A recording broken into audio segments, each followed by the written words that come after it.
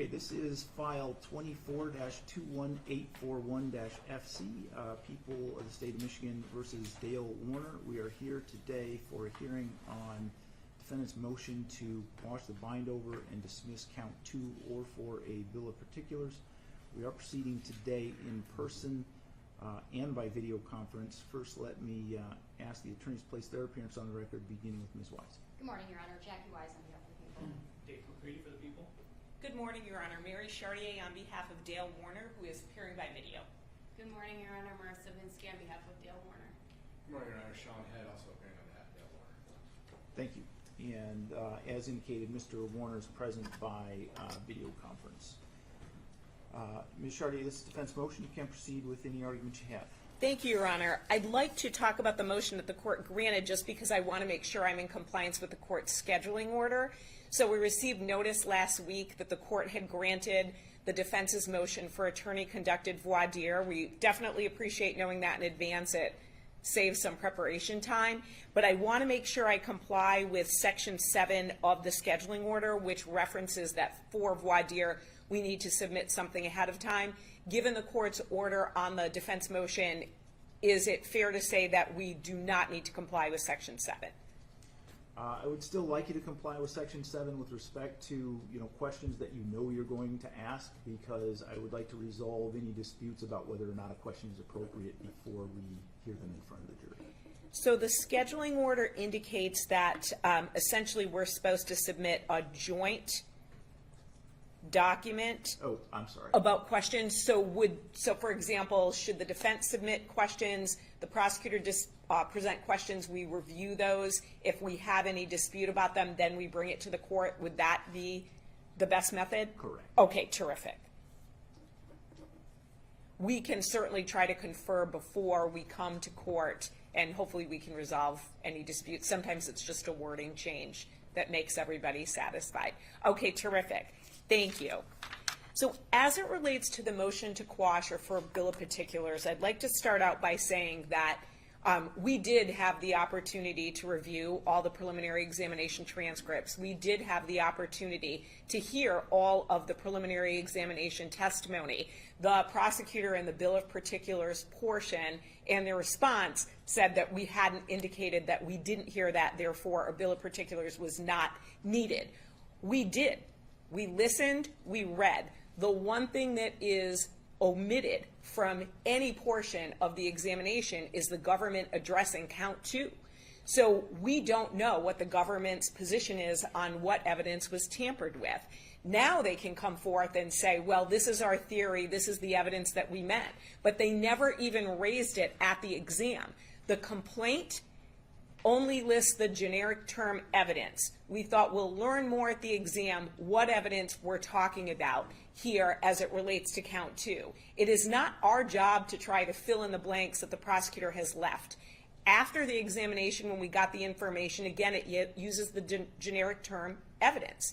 At the examination, the government didn't argue one word about count 2 during the bindover. It just mentioned count 1. The district court judge helped out the prosecutor and put its theory on the record of what evidence was being discussed, namely the body, the passport, the purse, personal items. But we never heard from the government whether that's their theory. And it's not sufficient now to pop up and say, well, now we're referencing this and now we're referencing that. At the exam, they didn't mention what evidence they were referring to, nor did they explain how that evidence would be something that would be used in an official proceeding. And when I'm not talking about the body, I'm talking about how does a curling iron or a passport become evidence at an official proceeding to then bind Mr. Warner over. The government can't make that argument now. They never made it then.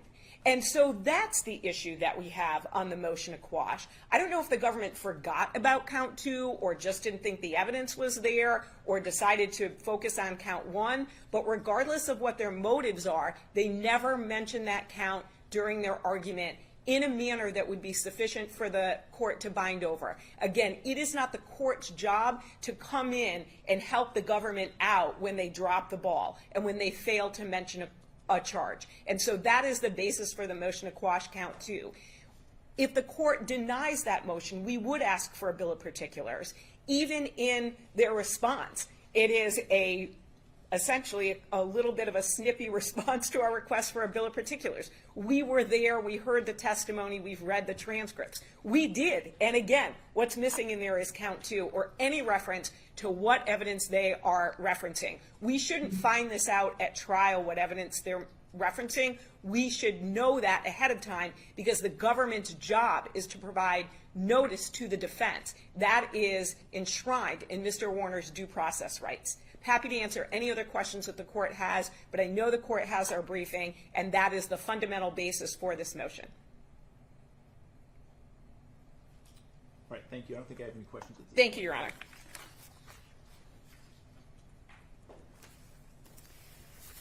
Your Honor, at the conclusion of the preliminary examination, the people asked that defendant Dale Warner be bound over as charged. The defendant was charged with killing Dee Warner, and that charge was brought without a body. Ms. Chartier said, "I'm not talking about a body." Well, that's exactly what the people were talking about. Mr. Warner was accused of killing his wife. We had a preliminary examination. There was sufficient evidence. There was probable cause to believe that he, in fact, did kill Ms. Warner. Her body was never recovered. Her cell phone was never recovered. Obviously, those items were taken off of the property by Mr. Warner. That can be presumed by the court based on the fact that he was bound over as to count 1 homicide. They are not challenging the bind over in the probable cause as to count 1. Where is her body, Your Honor? Where is her cell phone? We have responded in our brief the evidentiary value those items held. Her body would have told the cause and manner of death. Her cell phone, again, in our brief, Your Honor, indicated the evidentiary value that would have held. So based on our response, our written brief, we'd ask you to deny the motion.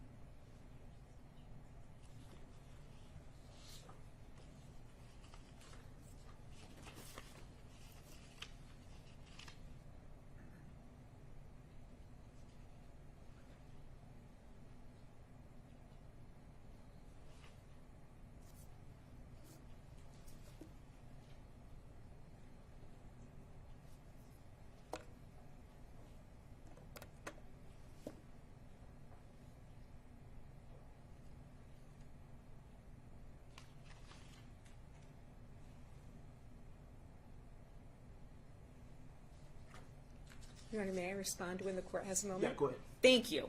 So when I said we're not talking about the body, I think it is clear how a body would be linked to an official proceeding, theoretically. As it relates to the body, though, the government presented no argument on the body at the exam, and that's what's insufficient for the bind over. They had Detective Druyor up on the stand for a significant period of time. That's the issue, is that they failed when it came to arguing the sufficiency of what their claims are as it relates to specific pieces of evidence. And we still have the same gamesmanship here today. We hear about a body and a cell phone, but in the court's ruling, the district court talked about, for example, a passport and personal belongings. The government has never explained how each piece of evidence is linked to an official proceeding, and quite frankly, the government has never put forth what evidence they are actually talking about. And that's the problem. That's why we need a bill of particulars. Are they talking about 2 pieces of evidence, 5 pieces of evidence? What are they talking about? And they cannot now pop up and say, well, of course, a cell phone or a passport would be linked to an official proceeding. They didn't make these arguments at the exam stage. So even if this court denies the motion to quash, we would ask the court to grant the bill of particulars. We should not be ambushed at trial by what the government is claiming. The government has a fundamental obligation and responsibility to detail what are the pieces of evidence that Mr. Warner supposedly tampered with, and what is the significance? How did he do it, and what is the significance to an official proceeding? What would be the significance of a curling iron or a passport or a pocketbook? What pieces of evidence are they talking about? Standing here, I still don't know. I don't know if the government adopted the district court's ruling after the fact on what pieces of evidence are relevant. I don't know if they're minimizing it and only focusing on 2 pieces, or expanding it and focusing on 10. And that's the problem. When we get to trial, we don't know what pieces of evidence they are referring to. And that is a fundamental obligation that they were required to meet at the exam. They did not do that. They didn't even try to correct that in the information. And that's why even if the court denies the motion for a bill of particulars, or excuse me, a motion to quash, we ask the court grant our motion for a bill of particulars. Trial by ambush is not something that any court should allow the government to do. Thank you.